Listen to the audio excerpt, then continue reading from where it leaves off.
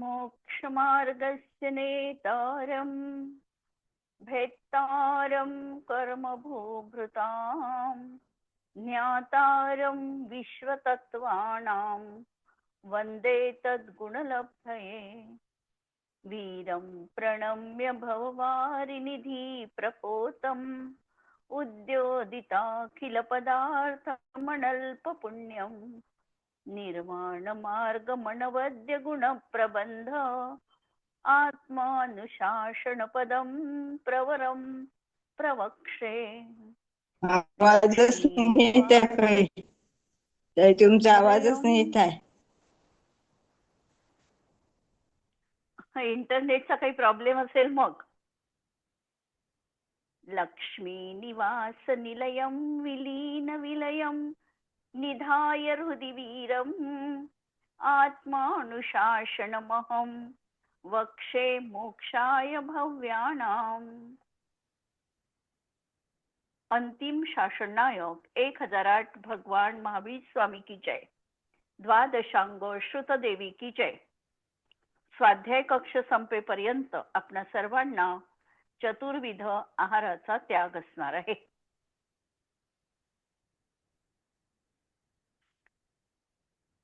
काल आपण बघत होतो की धर्म ज्याच्या जीवनात आलेला आवाजच नाही आहे येत आहे. त्याला आवाज नाही येत आहे काही. सगळ्यांनाच नाही येत आहे का आवाज? हॅलो, नाही येतोय, आम्हाला येतोय. हा, मग म्हणजे आता तुमच्या ह्याच्यात असेल कल्पना ताई काहीतरी इंटरनेट आम्हाला येतोय आवाज किंवा व्यवस्थित. पाऊस. वॉल्यूम कमी जास्त करून पहा. आवाज येतोय ना? स्पष्ट आवाज येतोय.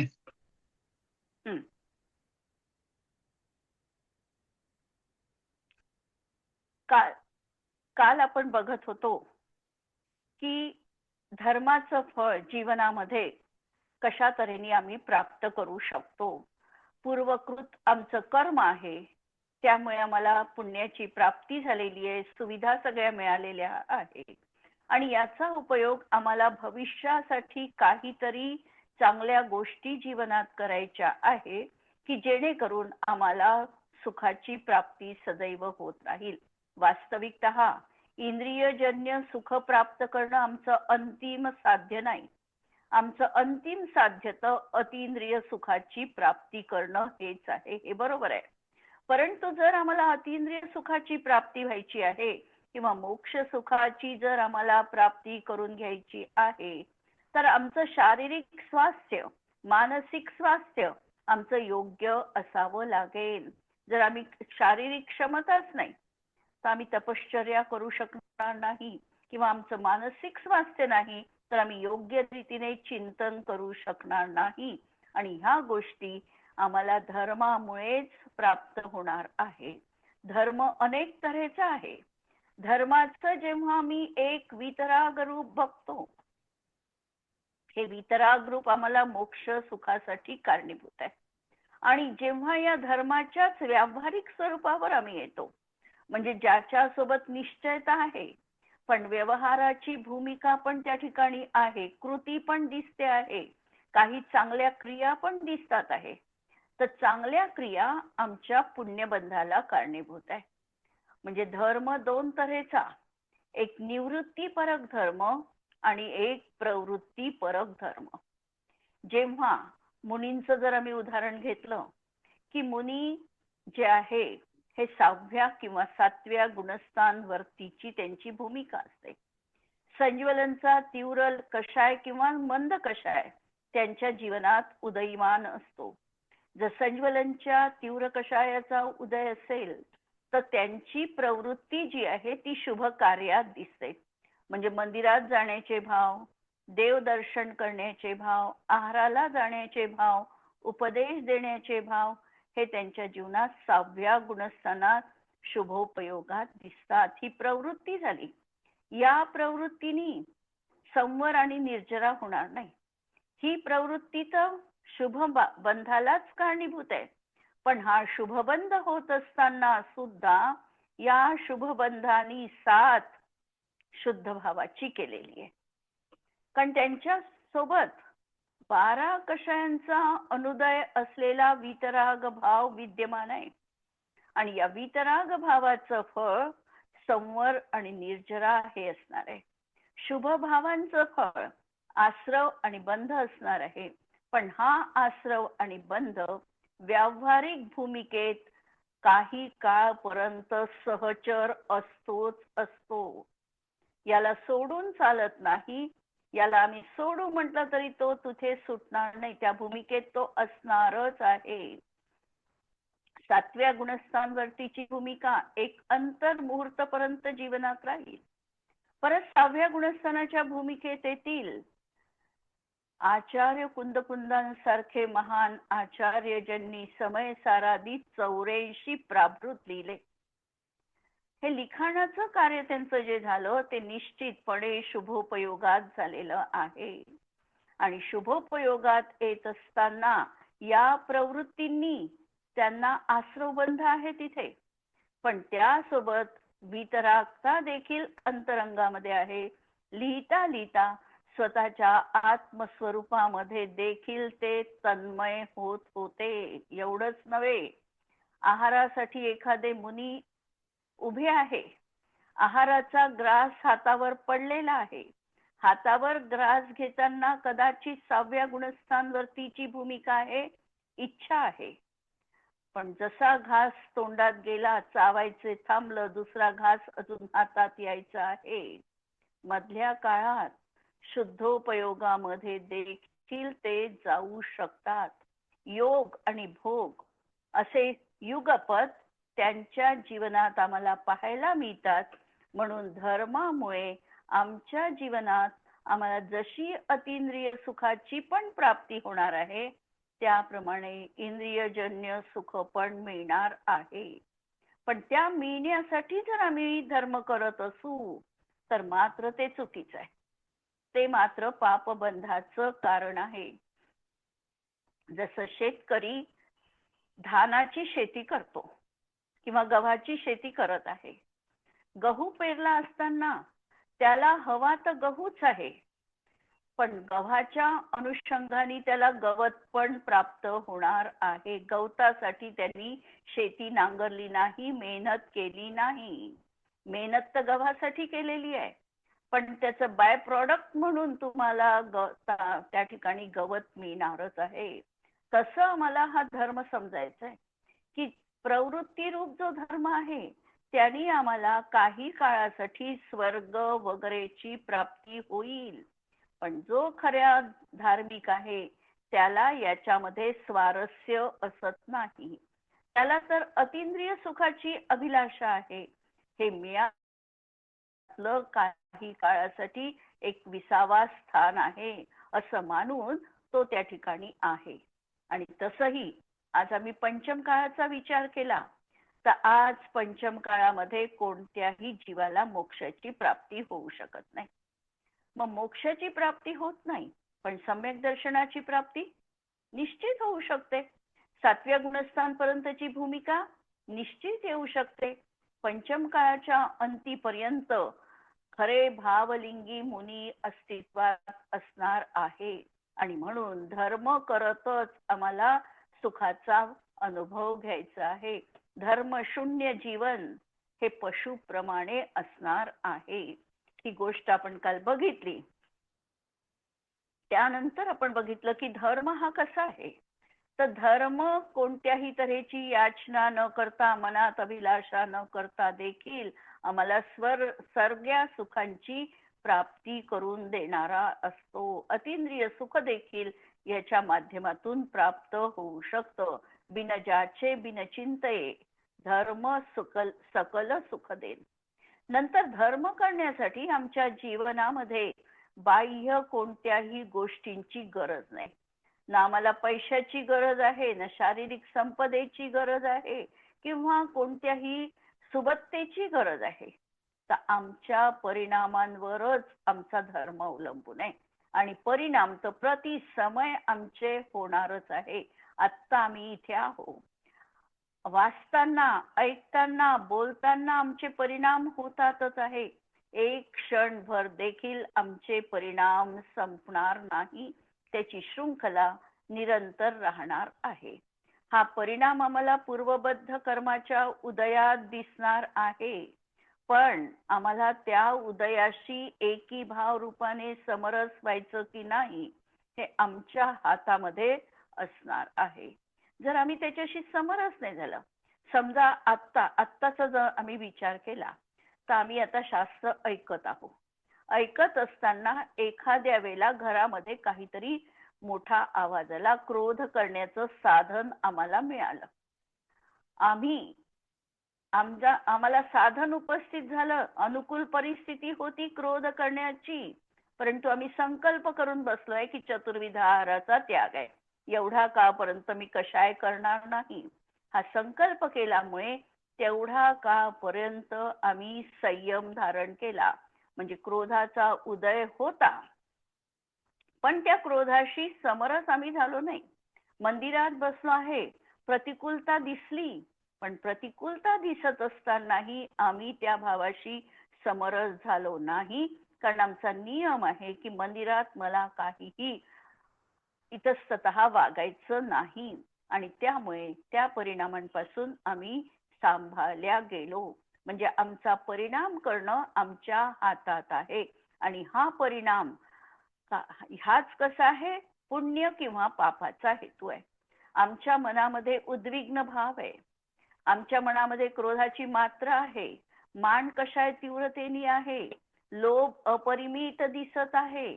अशा वेळेला नक्की समजायचं की आमचा पापाचा बंध होतो आहे, आणि आमच्या मनामध्ये स्वाध्याय करण्याचे परिणाम आहे, दान देण्याचे परिणाम आहे, अष्टक देण्याचा भाव आहे, स्वाध्यायाचा भाव आहे, परोपकाराचा भाव आहे. तर नक्की समजायचं की आमचा आता पुण्याचा बंध सुरू आहे, आणि आमच्या परिणामांना आम्ही निश्चितपणे समजू शकतो. आत्मपरीक्षण करणं हेच याच्यावर अवलंबून आहे. म्हणून तत्वार्थ सूत्रामध्ये त्यांनी सूत्र ठेवलं, शुभ पुण्यस्य शुभ पापस्य. पहिलं तर सूत्र 6व्या अध्यायाचं काय वाङ्मन कर्मयोग हे ठेवलं. काय वाङ्मन कर्मयोग, म्हणजे याच्या माध्यमातून योग होतो. मन वचन कायेच्या माध्यमातून योग होतो. योग का होतो याचा जर विचार केला तर योग कशामुळे होतो, कोणत्या कर्मामुळे योग होतो?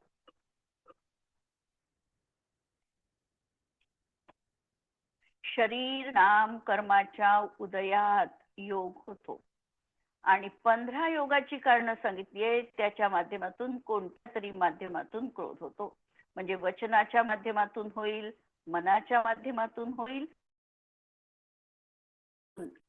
आत्म्याचं परिस्पंदन होईल. हे परिस्पंदन झाल्यानंतर म्हणून सांगितलं की हे परिस्पंदन हाच योग आहे, आणि आश्रव हा तोच आश्रव आहे. आणि हा आश्रव दोन तऱ्हेचा आहे, शुभ पुण्यस्य आणि अशुभ पापस्य. शुभ भावांनी प्रेरित असणारा आश्रव हा शुभ आहे, शुभ योग आहे, आणि अशुभ भावांनी प्रेरित असलेला योग हा पापबंधाला कारणीभूत आहे. आणि म्हणून परिणाम करणं ही सर्वस्वी आमच्या स्वाधीन अशी गोष्ट आहे. परिणाम आम्ही कशा तऱ्हेचा ठेवायचा हा आम्हाला अवलंबून आहे. म्हणून कर्मबंधासाठी दुसऱ्या कोणत्याही पराची गरज आम्हाला भासणार नाही. जर हा जीव कशा रीतीने परिणाम आपले सांभाळू शकतो, तर साध्या साध्या गोष्टीमधून देखील आम्ही आमचे परिणाम तपासू शकतो. त्याच्यासाठी प्रत्यक्षामध्ये आम्हाला काय करावं लागेल, बाह्य क्रिया कोणतीही न करता परिणामांच्या माध्यमातून कृत, कारित आणि अनुमोदित, आणि मन वचन काय याच्या माध्यमातून हे जे 9 प्रकारचे होते परस्पराला गुन्हा करून, यांनी आमच्या जीवनात आम्हाला धर्माचा संचय करता येतो. हळूहळू मनाला सवय लावली, आम्ही वचनाला सवय लावली. जर समजा आम्हाला वचन बोलायचं असेल, मी चांगलंच बोलेल, सवय लावली, तर हळूहळू आमची वाणी देखील परिष्कृत होते, वाणी देखील गाळून बोलल्या जाते. पाणी आम्ही गाळून पितो, पण वाणी गाळून पितो का? वाणी देखील गाळून बोलली पाहिजे. यासाठी पण आम्हाला फिल्टर लावावं लागेल की आमची वाणी ही पण अशाच तऱ्हेची हित मित प्रिय असली पाहिजे. मनामध्ये विचार कोणता करायचा? जर वाईट विचार आमच्या मनात येत असेल तर काय करायचं? बऱ्याच वेळेला हा प्रश्न येतो की आमच्या मनामध्ये वाईट विचार पण येतात. मग वाईट विचार आल्यानंतर पहिल्यांदा तर एक गोष्ट करायची, ज्या वेळेला तो विचार ज्ञात होईल त्यावेळेला पहिल्यांदा स्थान परिवर्तन करायचं. म्हणजे ज्या ठिकाणी आम्ही बसलो आहे ती जागा सोडून दुसरीकडे जायचं. म्हणजे कायेची कृती झाल्याबरोबर मनाची कृती स्टॉप होईल आणि नंतर मग परत विचार वेगळ्या दृष्टीने वेगळा कसा करता येईल हा पाहायला पाहिजे. अशा रीतीने आमचे परिणाम आम्हाला सांभाळायचे. जर आमच्या मनामध्ये वाईट विचार आला तर लगेच एखादा कुठल्या तरी स्तोत्रामधला श्लोक आठवायचा, लगेच नमोकार मंत्राचं स्मरण आम्हाला करता येतं का ते पाहायचं, कोणता अर्थ आम्हाला लक्षात येतो का याचं चिंतन करायचं. आणि हे जर आम्ही एकदा करायला शिकलो तर आपोआपच आमच्या मनामध्ये जे काही विचार येतील त्यावरही आम्ही नियंत्रण करू शकतो. कायेनी देखील कृती, योग्यच कृती माझ्याकडून घडेल अशा प्रकारे पाहायचं. आणि 3 झालं, मन वचन काय सांभाळले आणि कृत कारित आणि अनुमोदना देखील आम्हाला सांभाळून धर्माचा संचय करता येतो. परमार्थाने जर आम्ही बघितले तर धर्म एकच आहे, मोक्ष मार्ग एकच सांगितला, पण याच मोक्ष मार्गाकडे किंवा याच धर्माकडे अनेक आयामातून बघितलं तर तो अनेक विध रूपाचा दिसणार आहे. कधी कधी आम्ही म्हणतो की धर्म कशाने होणार आहे? एखाद्या जपामध्ये तल्लीन झाला तरीही धर्म झालेला आहे, एखाद्या केलं तरीही तो धर्म होणार आहे. पण हा व्यवहार धर्म आहे आणि हा व्यवहार साधता साधता ज्या वेळेला त्या अर्थाशी, त्या शब्दाशी, त्या पदाशी अनुभूती रूप तन्मयता येईल त्यावेळेला तो आमचा वितराग धर्म किंवा हा परमार्थ मिळविण्यासाठी या सगळ्या प्रक्रियेतून आम्हाला जावं लागतं. आणि तसंही चारित्र्य आम्हाला जरी अभेद रूपाने एक प्रकारचं सांगितलं तरी देखील चारित्र्याला देखील बहुआयाम आहे. असंयम भाव जीवनात नसणं यालाही चारित्र्य म्हटलंय. असंयम भाव 1 ते 4 गुणस्थान पर्यंत राहू शकतात. 5व्या गुणस्थानात जीवाची भूमिका बदललेली आहे. 5व्या गुणस्थानात त्यांनी आंशिक रूपाने का होईना व्रताचं पालन जीवनात संकल्पपूर्वक स्वीकारलेलं आहे. अनुव्रतांचं त्यांनी पालन केलेलं आहे. सगळ्यात प्रथम तर अष्टमूलगुणांचा तो धारी बनलेला आहे. 8 मूलगुण जीवनात त्यांनी उतरविले आहे. आज या भेसळयुक्त जगतामध्ये किंवा आज आम्ही जे बाहेरचं इतकं खातो आहे यावर देखील आम्हाला नियंत्रण ठेवून प्रत्येकामध्ये काय आहे कंटेन हे पाहून आम्हाला ते भक्ष आहे की अभक्ष आहे हे ठरवावं लागतं. आणि त्याच वेळेला मूलगुणांचं आम्ही योग्य रीतीने पालन करू शकतो. मूलगुणांचं पालन करणं हा देखील धर्म होऊ शकतो. रात्री भोजन न करणं हा पण आमचा धर्म होऊ शकतो. अशा छोट्या छोट्या नियमांच्या माध्यमातून धर्माचा संचय करत करत आम्हाला धर्माचं विस्तृत रूप आमच्या जीवनात प्रतिबिंबित किंवा अवतरित झालेलं आम्हाला दिसणार आहे. म्हणून धर्म साधन कोणतंही छोटं नाही, छोट्याच नियमांमधून आम्ही पुढे जाऊ शकतो. अशा तऱ्हेने आम्ही बघितल्यानंतर आता पुढच्या याच्यामध्ये आचार्य सांगतात की जीवाच्या चित्तामध्ये धर्म असताना तो त्याचा काय फल त्याला प्राप्त होतं, पापरूप पुण्यरूप कशा प्रकारे फळ प्राप्त होतं.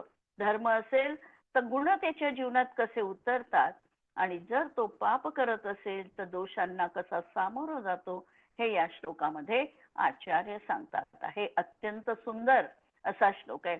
जसं मध्ये आपण 5 नंबरचा श्लोक बघितला होता. वक्त्याचे गुण पाहताना प्राज्ञ प्राप्त समस्त शास्त्र हृदय, तशाच प्रमाणे हा श्लोक देखील पाठांतर करण्यासाठी अत्यंत उपयुक्त आहे. धर्माचं फळ या श्लोकामध्ये सांगतात आहे.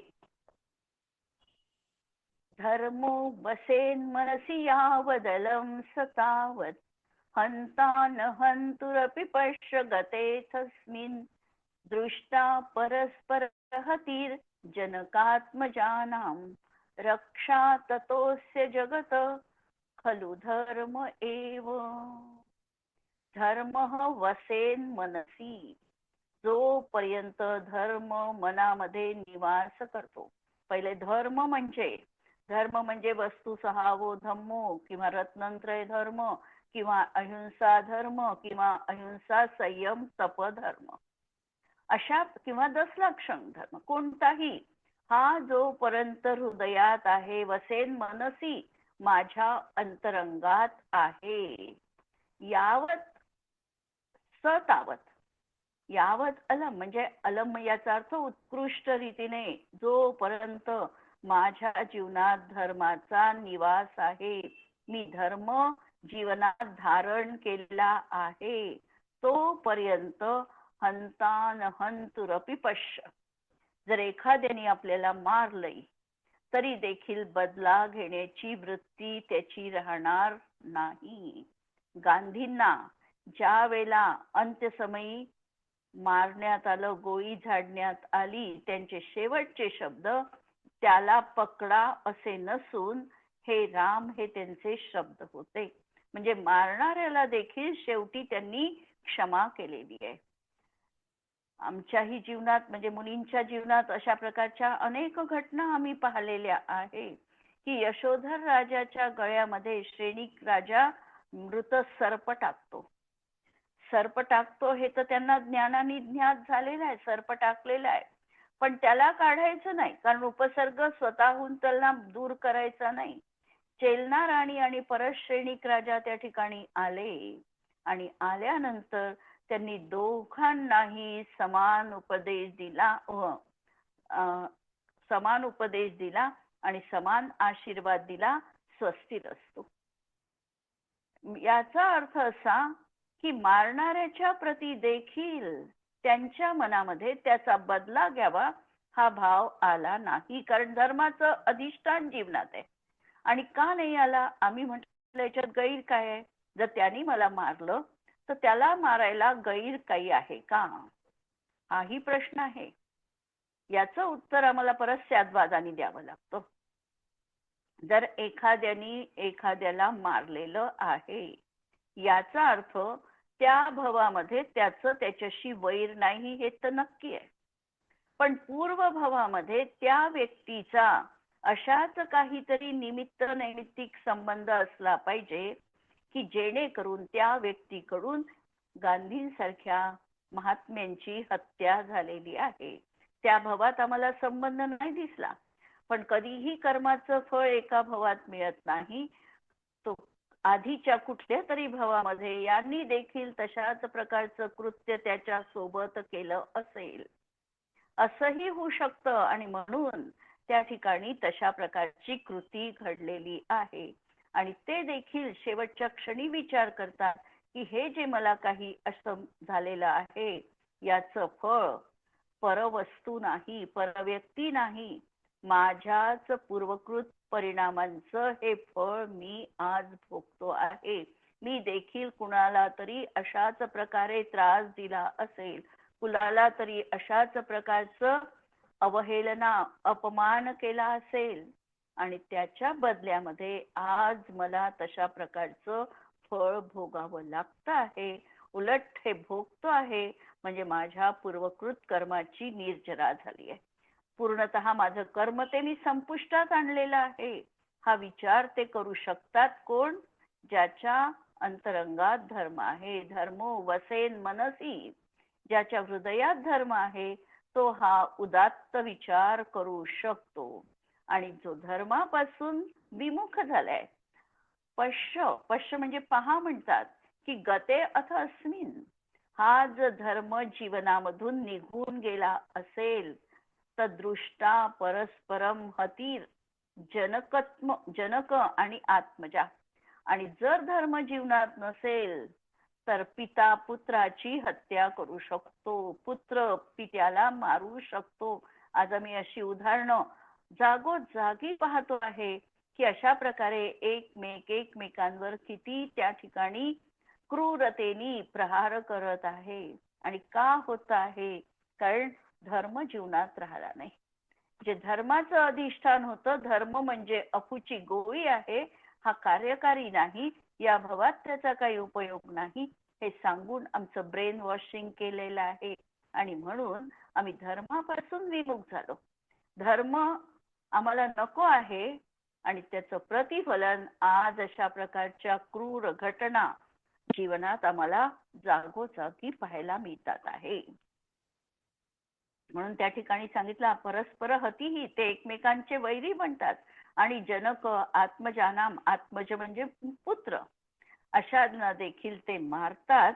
आणि सांगतात पुढे की जगतः खलु धर्म एव रक्षा ततः अस्य, खरोखर या म्हणजे जगाची रक्षा ही कशाने होणार आहे?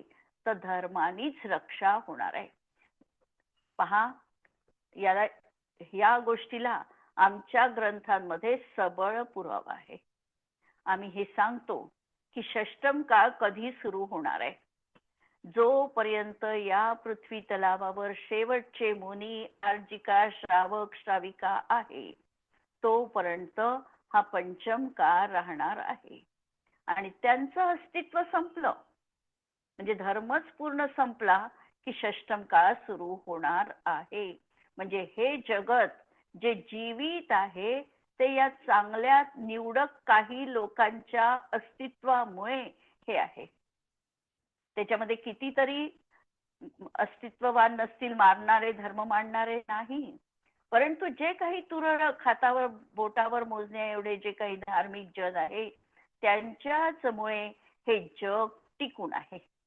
आणि त्यांचं अस्तित्व एकदा या पटलावरून मिटलं की षष्टम काळ नक्की सुरू होणार आहे.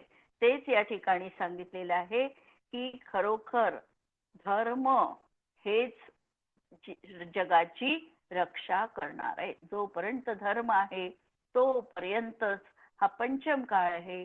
आणि षष्टम काळामध्ये धर्म राहणार नाही. कोणीही मंदिर, देव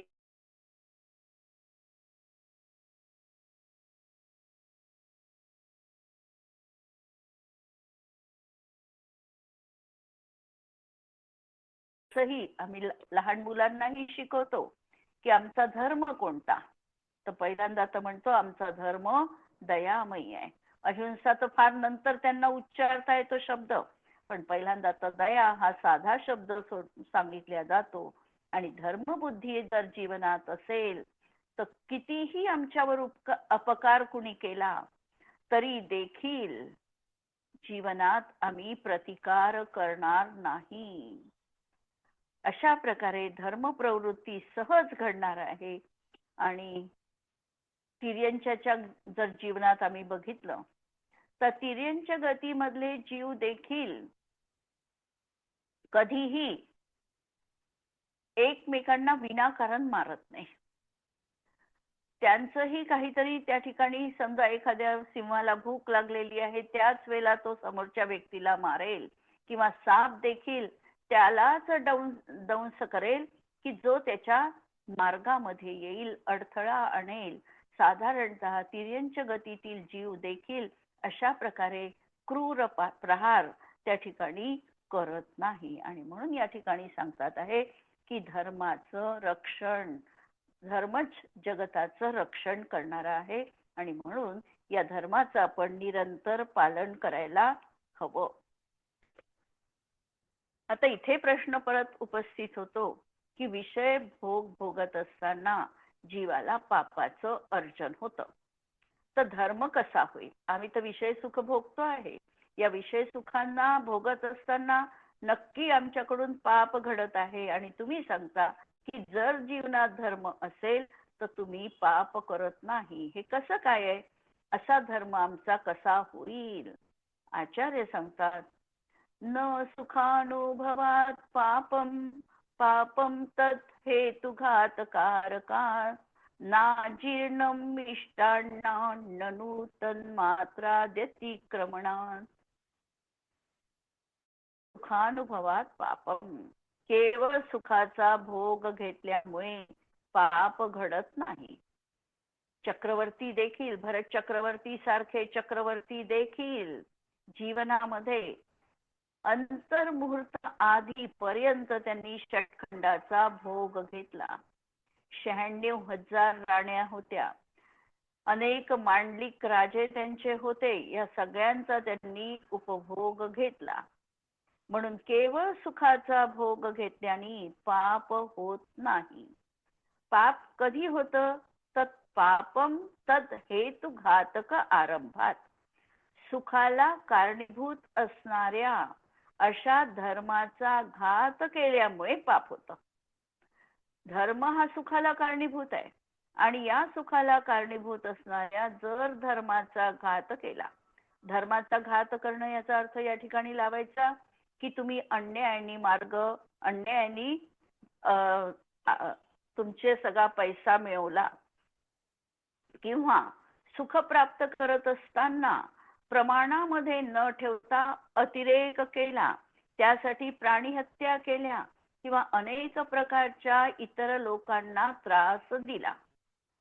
हा झाला आरंभामुळे केलेला पापबंध. की तुम्हाला सुख पाहिजे आहे, तुमच्या सुखासाठी तुम्ही इतर प्राण्यांवर अन्याय केला किंवा दुसऱ्या खोट्या मार्गाने, वाईट मार्गाने तुम्ही पैसा संचय केला.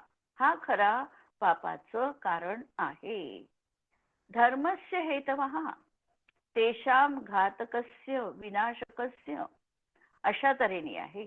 आणि उदाहरण त्या ठिकाणी नेहमीच आम्हाला दिलं, जी कोणत्याही व्यक्तीला अजीर्ण का होतं. तिने प्रमाणात खाल्लं तर अजीर्ण तिला होत नाही. तिला पुरणपोळी खूप आवडते, समजा तिने 1 पुरणपोळी खाल्ली, 2 पुरणपोळ्या खाल्ल्या तर तिला अजीर्ण होणार नाही. पण तिने तिच्या प्रमाणापेक्षा अतिरिक्त जेव्हा सेवन केलेलं आहे त्यावेळेला अजीर्ण होणार आहे. म्हणून मिष्ट भोजन करणं म्हणजे आवडीचं भोजन करणं अजीर्णेसाठी कारणीभूत नाही, तर आहारामध्ये सेवन करणं, आमची पचनशक्ती न पाहता कितीही प्रमाणामध्ये खाणं हे जसं अजीर्णाचं कारण आहे, त्याप्रमाणे केवळ विषय सुख भोगल्याने पाप होणार नाही. पण त्या विषय सुखांचा जर आम्ही अतिरेक करत असतो तर मात्र ते निश्चितपणे कुठल्या तरी अन्याय्य मार्गाने, खोट्या मार्गाने आम्ही केलेला आहे आणि म्हणून आम्हाला पाप बंध होणार आहे. उद्याला पाहू यावर विशेष. आज आपण इथे थांबूया. जिनवाणी के ज्ञान ते सुझे लोकालो, सो जिनवाणी मस्तक नमो सदा देत को. नमो अरिहंताणं नमो सिद्धाणं नमो आयर्याणं नमो वज्रायाणं नमो लोळे सवसाहुणं. सर्वांना जय जिनेंद्र.